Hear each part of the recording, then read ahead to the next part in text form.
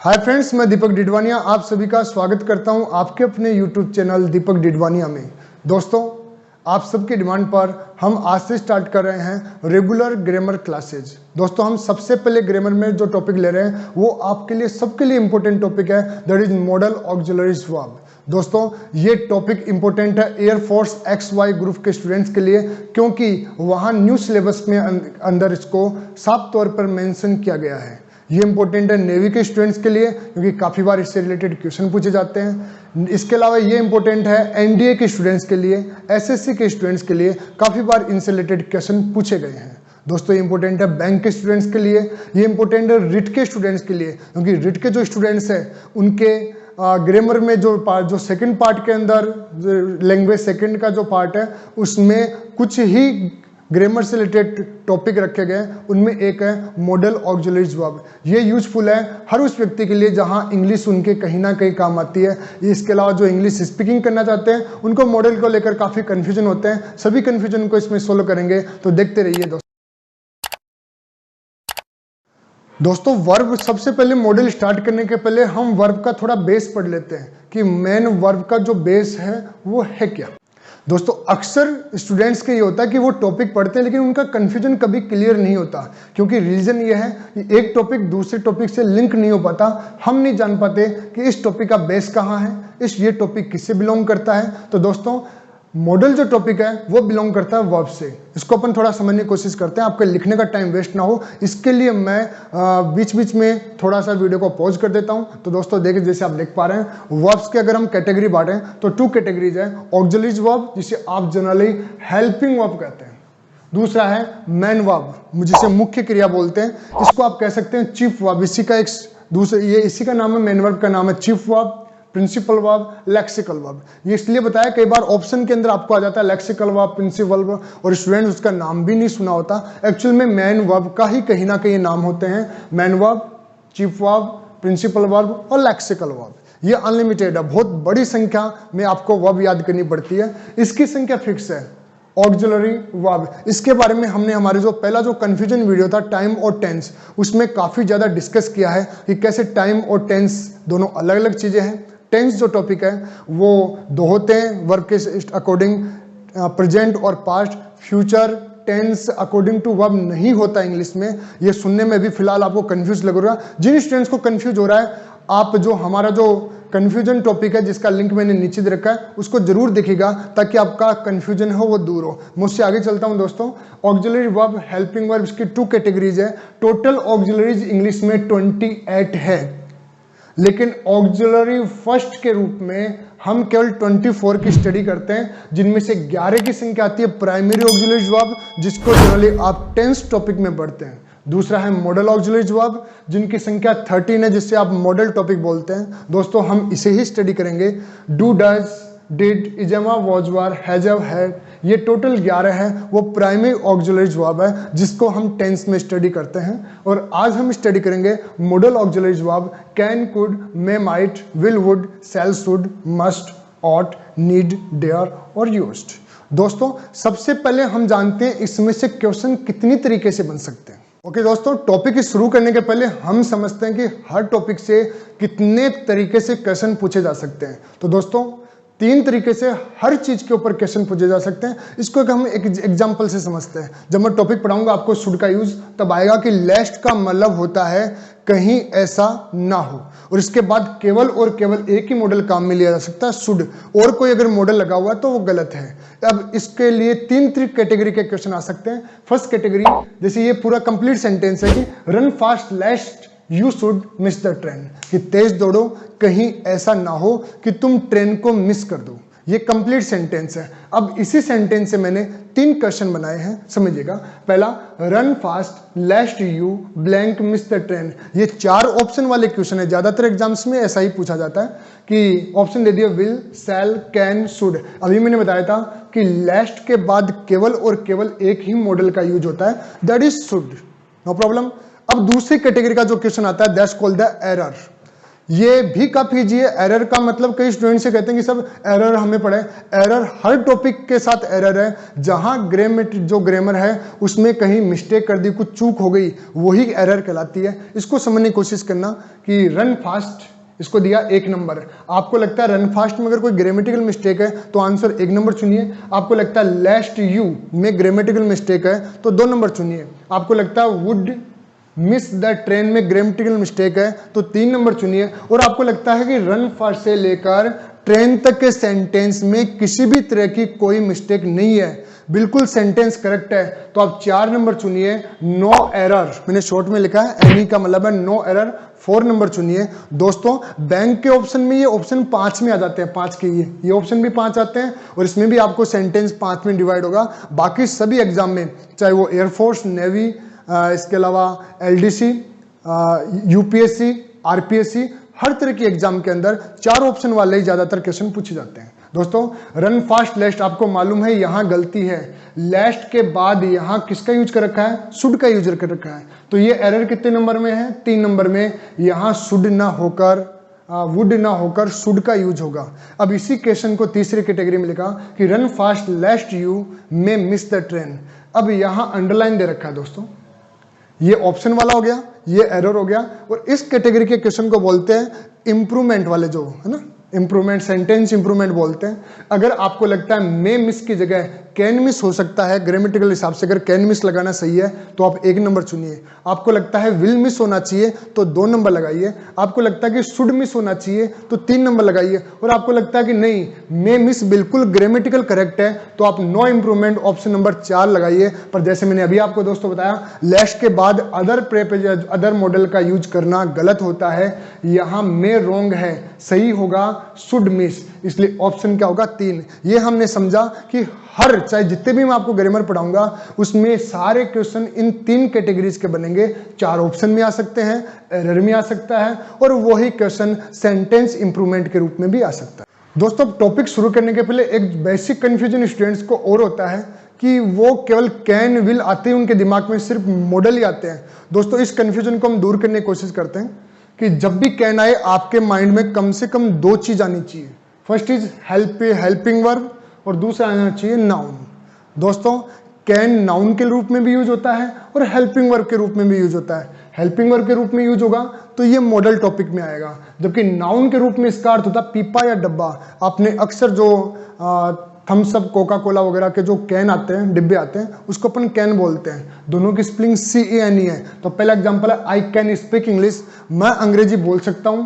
यहां ये main verb है, जबकि कैन यहां पर हेल्पिंग वर्ब है और हेल्पिंग वर्ब है इसलिए ये किसका टॉपिक है, ये मॉडल का एग्जांपल है। सेकंड लेते हैं, he bought A can of Pepsi, उसने पेप्सी का एक कैन खरीदा। यहां इस कैन का अर्थ ये नाउन के रूप में काम में आया है, यहां कोई ये हेल्पिंग वर्ब नहीं है। ये अक्सर स्टूडेंट कैन देखते ही माइंड में सिर्फ एक चीज आती है, तो कम से कम आपके माइंड में कैन आते ही 2 चीज आनी चाहिए कि या तो ये नाउन होता है या फिर ये क्या होता है, मॉडल के रूप में ऑक्सिलरीज होती है। तो यहां ये कैन है, ये किसका एग्जाम्पल है, ये नाउन का एग्जाम्पल है। मैं सोचता हूं ये डाउट आपके क्लियर हो चुका होगा। नेक्स्ट विल के भी 2 यूज है, पहला है हेल्पिंग वर्ब के रूप में, ये मॉडल में काम में आता है, और दूसरा होता है नाउन के रूप में। नाउन के रूप में विल का मतलब होता है इच्छा, आपकी डिजायर। दोस्तों जैसे I will try my best, मैं अपनी भरकम कोशिश करूंगा। अब आपके दिमाग में क्यों कि यह और होगा कि यहाँ सेल क्यों नहीं आया, हम विल सेल पढ़ेंगे तो इस कंफ्यूजन को पढ़ेंगे। फिलहाल आप इस सेंटेंस को देखिए, I will try my best, मैंने अपनी भरकम कोशिश की। यहां ये मेन वर्ब है, इसके पहले ये आया है तो ये ऑक्सिलरी यानी हेल्पिंग वर्ब का काम कर रहा है, और हेल्पिंग वर्ब के रूप में काम आए तो ये किसका एग्जाम्पल हो गया, मॉडल का एग्जाम्पल हो गया। नेक्स्ट एग्जाम्पल है he has a very strong will, उसकी एक बहुत ही सशक्त इच्छा है। तो यहां विल का मतलब है इच्छा, इच्छा है तो ये किसका एग्जाम्पल हो गया, नाउन का एग्जाम्पल हो गया। इसलिए कई ये सिर्फ एक कंफ्यूजन, पहले आप टॉपिक पढ़ने के लिए जो बेसिक कंफ्यूजन है मैं उसके ऊपर थोड़ा सा बेसिक से कंफ्यूजन के ऊपर अपन डिस्कस कर लेते हैं। नेक्स्ट जो कंफ्यूजन है माइट का, माइट के भी 2 यूज है, first is as a helping verb and second as a noun. Helping verb के रूप में नाउन में क्या होता है, मॉडल के रूप में काम में आता है, जबकि नाउन के रूप में इसका अर्थ होता है ताकत या शक्ति। जैसे he might win the race, वह ये एक पॉसिबिलिटी बताई जा रही है कि वह रेस को क्या कर सकता था, रेस जीत सकता है, ये क्या है, एक पॉसिबिलिटी है। यहाँ पर विन मेन वर्ब है, जबकि माइट यहाँ ऑक्सिलरी वर्ब है। तो दोस्तों ये किसका एग्जाम्पल हुआ, is the example of model. Okay दोस्तों, माइट इज राइट ये काफी फेमस आपने स्टोरीज वगैरह में पढ़ा होगा आपने कि माइट इज राइट, कि ये एक यूनिवर्सल तौर पे एक प्रोवर्ब काम में ली जाती है कि जिसकी लाठी उसकी भैंस, जिसके पास ताकत होती है उसी को सही माना जाता है। तो माइट इज राइट, यहाँ ये माइट नाउन के रूप में काम में आया है और इसका अर्थ है ताकत। तो यहाँ माइट का जो यूज हुआ है वो हुआ है नाउन के रूप में। एक अगला कंफ्यूजन है that is related to dare and need. Dare और नीड डबल यूजेज आते हैं। फर्स्ट इज, देखो हाँ एक चीज और बता दूंगा, विल यहाँ मैं डिस्कस करूंगा तब आएगा। विल मेन वर्ब के रूप में भी काम में आता है, उसको अपन आगे डिस्कस कर लेंगे। डेयर और नीड हेल्पिंग वर्ब और मेन वर्ब दोनों के रूप में काम आती है। जब हेल्पिंग वर्ब के रूप में काम आती है तो आपके माइंड में मॉडल टॉपिक चलना चाहिए, और जब ये मेन वर्ब के रूप में काम आती है तो आपके माइंड में टेंस टॉपिक आना चाहिए। दोस्तों इसकी आपकी थोड़ी सी सुविधा के लिए मैं इसको लिख रहा हूं कि इसकी पहचान ये है कि डेयर और नीड के बाद में अगर आपको नोट दे रखा हो और आगे मेन वर्ब दे रखी हो तो ये टॉपिक मॉडल का है। जबकि टेंस के रूप में क्या होगा, पहचान होती है पहले ऑक्सिलरी ना हो खुद मेन वर्ब, यानी डेयर और जो नीड है उसके आगे क्या नहीं हो, उसके पहले ऑक्सिलरी वर्ब नहीं दे रखी हो, जबकि ये डेयर और नीड खुद मेन वर्ब का काम कर रही है। तो ये किसका एग्जांपल है, ये टेंस आपके माइंड में क्लियर होना चाहिए। इसको मैंने एग्जांपल से समझाने की कोशिश की है कि ही नीड्स आवर सपोर्ट। अब आप यहां पर देखिए क्या नीड के बाद में नोट आया, नहीं आया, जबकि ये खुद मेन वर्ब है, ये खुद मेन वर्ब का काम कर रही है। तो मैंने बताया पहले ऑक्सिलरी ना हो और ये खुद मेन वर्ब हो, तो ये किसका एग्जांपल है, ये टेंस का एग्जांपल है। ये है सिंपल प्रेजेंट, जिसको आप प्रेजेंट सिंपल या प्रेजेंट इंडेफिनेट बोलते हैं। सेकंड, नीड के बाद देखिए नोट दे रखा है और आगे ये क्या दे रखा है, मेन वर्ब दे रखी है। तो ये क्या है, ये यहाँ ऑक्सिलरी वर्ब का काम कर रहा है और ऑक्सिलरी वर्ब के रूप में काम कर रहा है, तो it's the example of modal. I think it is clear. Okay, next एक और एग्जांपल है, he dare not speak before me. यहाँ डेयर के बाद नॉट है, इसके बाद ये मेन वर्ब दे रखी है। तो ये जो पहला एग्जांपल है ये इस कैटेगरी के कारण से क्या हो गया, ये मॉडल का एग्जांपल है। क्योंकि दोस्तों नीचे वाला जो सेंटेंस है ही डेयर टू स्पीक, ये खुद ही क्या है, ये खुद एक मेन वर्ब है और ये पास्ट सिंपल में सेकंड फॉर्म के रूप में यूज आई है, इसलिए ये टेंस है पास्ट सिंपल। इसलिए डेयर और नीड आपके माइंड में दो कॉन्सेप्ट होने चाहिए, first is a helping verb and second is main verb as a modal and as a tense. I think it is clear. Okay students, अभी हमने स्टडी की मॉडल को लेकर जो स्टूडेंट को जनरली कंफ्यूजन होते हैं कि आपके दिमाग में क्लियर हो गया होगा कब नाउन के रूप में काम में आता है, कब मॉडल के रूप में काम में आता है।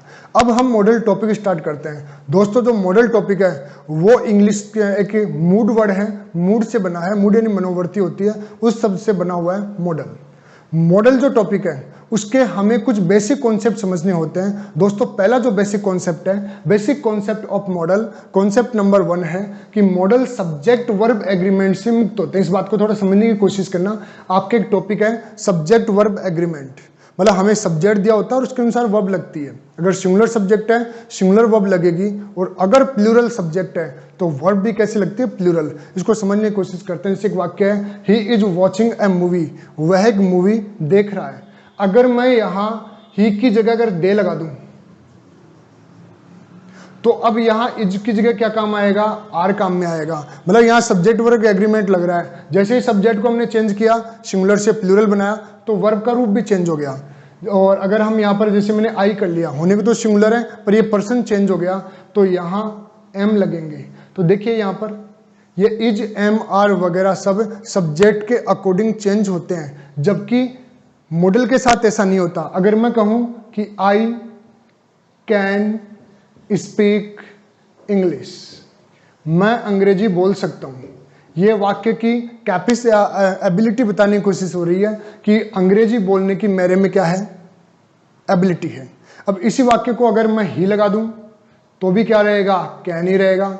सी लगा दूं तो भी कैन रहेगा, दे लगा दूं तो भी कैन रहेगा। चाहे कोई भी सब्जेक्ट लगा दिया जाए, हर सब्जेक्ट के साथ क्या होगा, एक ही मॉडल काम में आता है। लेकिन इसमें अपने को थोड़ा पढ़ना समझना पड़ेगा। विल और शैल इसका एक एक्सेप्शन है जिसमें हमें सब्जेक्ट का ध्यान देना पड़ता है। बाकी जितने भी मॉडल्स हैं उनमें हमें अकॉर्डिंग टू सब्जेक्ट यूज करने की आवश्यकता नहीं होती, सभी सब्जेक्ट के साथ एक ही मॉडल काम में आता है। ओके दोस्तों, अब हम लेते हैं कॉन्सेप्ट 2, और कॉन्सेप्ट 2 ये है कि कोई भी दो मॉडल एक साथ नहीं आ सकते। कई बार एग्जाम्स के अंदर ये एरर के रूप में काफी बार पूछे गए। एक आया हुआ एग्जाम्पल ये है जो मैं आपसे डिस्कस कर रहा हूँ एरर के रूप में, she will can try to help us in every situation. ये थोड़ा इजी से टाइप का क्वेश्चन होता है और इसको पकड़ना भी काफी इजी होता है कि यहाँ विल और कैन दो मॉडल दे दिए तो दोनों में से केवल क्या होगा, एक का यूज होगा। इसलिए यहाँ पर एरर कितने नंबर में है, एरर है 1 नंबर में। ओके दोस्तों, अब तक हमने 2 डिस्कशन किए कॉन्सेप्ट के बारे में। फर्स्ट कि जो मॉडल होते हैं उसके ऊपर सब्जेक्ट वर्ब एग्रीमेंट लागू नहीं होता, वो सबके साथ सिमिलर होता है, इसमें एक्सेप्शन सिर्फ विल और शैल है। दूसरा हमने पढ़ा कि कोई भी दो मॉडल साथ नहीं आ सकते, ये जैसा कॉन्सेप्ट है। तीसरा जो कॉन्सेप्ट आपके लिए काफी यूजफुल है, काफी बार एग्जाम में से रिलेटेड एरर पूछे गए हैं। तो दोस्तों देखिएगा, कॉन्सेप्ट नंबर 3 है कि मॉडल के साथ हमेशा बेस वर्ब का ही यूज होता है। बेस वर्ब यानी जिसे आप वर्ब फर्स्ट फॉर्म बोलते हैं, मैं इसको V0 शो करता हूं। एक ही बात है, आप वी फर्स्ट समझ लो, वर्ब की फर्स्ट फॉर्म मतलब होते हैं वर्ब के जनरली इंग्लिश में 5 रूप होते हैं। First is the best verb, जिसे आप V0 लिख दो चाहे V1 लिख दो, एक ही बात है। मैं इसको जनरली V0 लिखता हूं, जहां भी V0 लिखो इसका मतलब समझ लेना बेस्ट वर्ब है।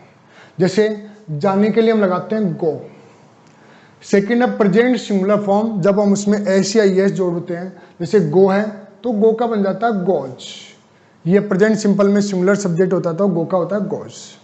अब पास्ट फॉर्म जिसको जनरली आप सेकंड फॉर्म बोलते हैं, ये होता है वेंट। नाम जानना जरूरी होता है क्योंकि हम केवल फर्स्ट फॉर्म सेकंड फॉर्म वगैरह आईएनजी काम में लेते हैं, उसका ग्रामेटिकल नाम जानिए। पहला बताया, इसलिए फर्स्ट फॉर्म को क्या बोलोगे, बेस्ट वर्ब। ऐसे इसको क्या बोलोगे, present singular form. Second form को आज से क्या बोलना है, पास्ट फॉर्म। इसके अलावा जो वर्ब की जो आप थर्ड फॉर्म बोलते हैं उसका ग्रामेटिकल नाम होता है पास्ट पार्टिसिपल। जैसे गो का हो गया गो, वेंट, और जो गोन होता है वो इसकी थर्ड फॉर्म जिसे बोलते हैं वो है पास्ट पार्टिसिपल इसकी फॉर्म। और चौथा है प्रेजेंट पार्टिसिपल, जो वर्ब की फर्स्ट फॉर्म प्लस जो आईएनजी होता है उसको बोलते हैं प्रेजेंट पार्टिसिपल। जैसे गो में हमने लगाया तो ये वर्ड क्या बन गया, गोइंग बन गया। क्लियर?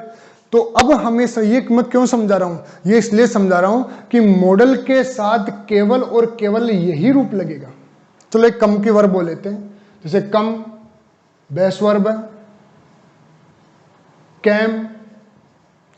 कम्स इसका प्रेजेंट सिंगुलर फॉर्म है, कैम पास्ट फॉर्म यानी सेकंड फॉर्म है, कम अगेन होता है ये थर्ड फॉर्म जिसको आप बोलते हैं पास्ट पार्टिसिपल है, और कमिंग ये प्रेजेंट पार्टिसिपल है। तो दोस्तों मॉडल के साथ अक्सर एरर के रूप में क्या होता है कि या तो वो एस यानी प्रेजेंट सिंगुलर फॉर्म लगा देता है तो रॉन्ग हो जाएगा, पास्ट फॉर्म का भी यूज नहीं होता, पास्ट पार्टिसिपल के यानी थर्ड फॉर्म का यूज भी नहीं होता। अब मैं इसके स्टार लगा रहा हूं, कुछ कंडीशन में होता है उसके ऊपर अपन डिस्कशन करेंगे। प्रेजेंट पार्टिसिपल यानी आईएनजी का यूज भी नहीं होता। अगर इनका यूज दे रखा है तो वो एरर है, और यही एरर एग्जाम में काफी बार पूछे गए हैं। देखो दोस्तों, केवल आप क्या लगाओगे, बेस वर्ब लगाओगे, मतलब अब तक पढ़ा है उसका मतलब क्या निकला, अगर मॉडल के साथ केवल क्या लगेगा, बेस वर्ब, या फिर इसको कह सकते हो मॉडल डू, कि मॉडल के साथ केवल वर्ब की फर्स्ट फॉर्म लगेगी।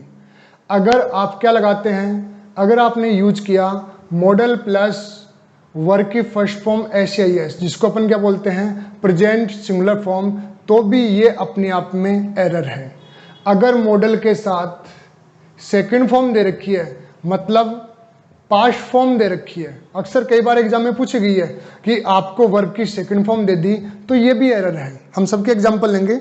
अगला है, अगर मॉडल के रूप में अगर आगे थर्ड फॉर्म दे रखी है तो ग्रामेटिकल नाम क्या हो गया इसका, ग्रामेटिकल नाम हो गया पास्ट पार्टिसिपल थर्ड फॉर्म। अगर ये लगी हुई आती है तो भी गलत है। पर दोस्तों मैं इसके लिए बताना चाहूंगा कुछ स्थिति में पास्ट पार्टिसिपल यानी थर्ड फॉर्म का यूज मॉडल के साथ हो सकता है। अगली चीज है मॉडल के साथ प्रेजेंट पार्टिसिपल का यूज यानी वर्ब की फर्स्ट फॉर्म प्लस आईएनजी का यूज करना भी एरर होता है। चलो हम एक एग्जांपल लेते हैं। वो एग्जांपल है आई थिंक, इसको मैं देता हूं आई थिंक दैट को एक नंबर। दूसरा है यू शुड, इसको दिया मैंने 2 नंबर। इनवाइटेड हिम, इसको मैंने दिया 3 नंबर। और नो एरर, इसको हमने दिया 4 नंबर। दोस्तों गलती आपके पकड़ में आ रही होगी। एक्चुअल में गलती यह है कि यहां शुड मॉडल है और उसके साथ वर्ब की सेकंड फॉर्म रूप दे दिया, इसलिए ये गलत है। सही करेक्ट क्या होगा? सही होगा इनवाइट। तो दोस्तों एक और एग्जांपल से हम इसको समझने की कोशिश करते हैं कि रमन, फर्स्ट है रमन कुड, इसको हम देते हैं 1 नंबर। इसके बाद नॉट गिविंग द आंसर, इसको हमने दिया 2 नंबर। इसके अलावा हम लेते हैं इन द क्लास, इसको दिया 3 नंबर। और नो एरर, इसको दिया हमने 4 नंबर। तो दोस्तों आपको मालूम है गलती क्या है? गलती है कि कुड के साथ यहां गिविंग दे रखा है, इसलिए ये क्या हो गया? 2 नंबर गलत हो गया। यहां गिविंग ना होकर गिव का रूप आएगा। ओके दोस्तों, आपने अभी जाना कि मॉडल के साथ वर्ब की फर्स्ट फॉर्म का ही यूज होता है, यानी बेस वर्ब का यूज होता है। उसके साथ पास्ट फॉर्म लगाना, उसके साथ आईएनजी यानी प्रेजेंट पार्टिसिपल का रूप लगाना, उसके साथ पास्ट पार्टिसिपल यानी थर्ड फॉर्म का यूज करना, ये सब यूज करना वास्तव में एरर होता है। लेकिन मैंने जिक्र किया कुछ स्थितियों में थर्ड फॉर्म का यूज हो सकता है। उससे रिलेटेड मैं वीडियो का आज का एंड कर रहा हूं एक क्वेश्चन के साथ में। क्वेश्चन का आंसर आप कमेंट में जरूर लिखिएगा। मैं 3 मैंने यहां पर लिखा and with A question, question के साथ एक एंडिंग कर रहा हूं। एक्चुअल में एक कहें चाहे 3 कह सकते हैं अपन, 3 क्वेश्चंस। हम 3 क्वेश्चंस के साथ में वीडियो को एंड कर रहे हैं। पहला question, she should inform us about us, ये सेंटेंस है। दूसरा है she should have informed us about it. दोस्तों ये दूसरा है, आप यहां देख पा रहे हैं शुड लगा रखा है, हैव लगा रखा है, यहां थर्ड फॉर्म लगा रखी है, यहां शुड के साथ फर्स्ट फॉर्म लगा रखी है। क्वेश्चन नंबर 3 है she should be informed about it, यहां शुड लगा रखा है, बी लगा रखा है, या इन्फॉर्म थर्ड फॉर्म लगा रखी है। तो दोस्तों आपको कमेंट करके ये बताना है क्या तीनों सेंटेंस करेक्ट है। अगर करेक्ट है तो किस कारण से, ये तो आपको मैंने लॉजिक बता दिया कि शुड के साथ फर्स्ट फॉर्म लगती है, ये तो आप मान सकते हैं। इन दूसरे और तीसरे में थर्ड फॉर्म लगी है तो क्यों लगी है, किस कारण से लगी है। अगर ये दोनों इनमें से कोई सेंटेंस गलत है तो आप कमेंट में जरूर बताइएगा। अगर आपको लगता है तीनों सही है तो रीजन लिखिए, अगर तीनों गलत हैं तो तीनों गलत तो नहीं, आप भी जानते हैं पहला करेक्ट है, दूसरे और तीसरे में कौन सा करेक्ट है कौन सा रॉन्ग है, सही है तो उसका रीजन क्या है और गलत है तो रीजन क्या है, कमेंट करके जरूर बताइएगा। दोस्तों मैं उम्मीद करता हूं आपके लिए आज की इन्फॉर्मेशन काफी यूजफुल रहेगी। मॉडल से रिलेटेड अदर जो काफी ज्यादा कंफ्यूजन बच्चों को लग रहा है, जैसे हम बात करते हैं पॉसिबिलिटी की, पॉसिबिलिटी नाम आते ही हमारे दिमाग में केवल मे आता है, जबकि हम अगले वीडियो में डिस्कस करेंगे कि पॉसिबिलिटी के लिए लगभग 6-7 मॉडल्स का यूज होता है। दोस्तों मैं चाहता हूं कि आप इस वीडियो को लाइक करें, सब्सक्राइब करें, शेयर करें और सब्सक्राइब के साथ साथ जो बेल आइकन है उसको प्रेस करना ना भूलें, ताकि आपको न्यू नोटिफिकेशन है आप इजीली अचीव कर सकें। ओके दोस्तों।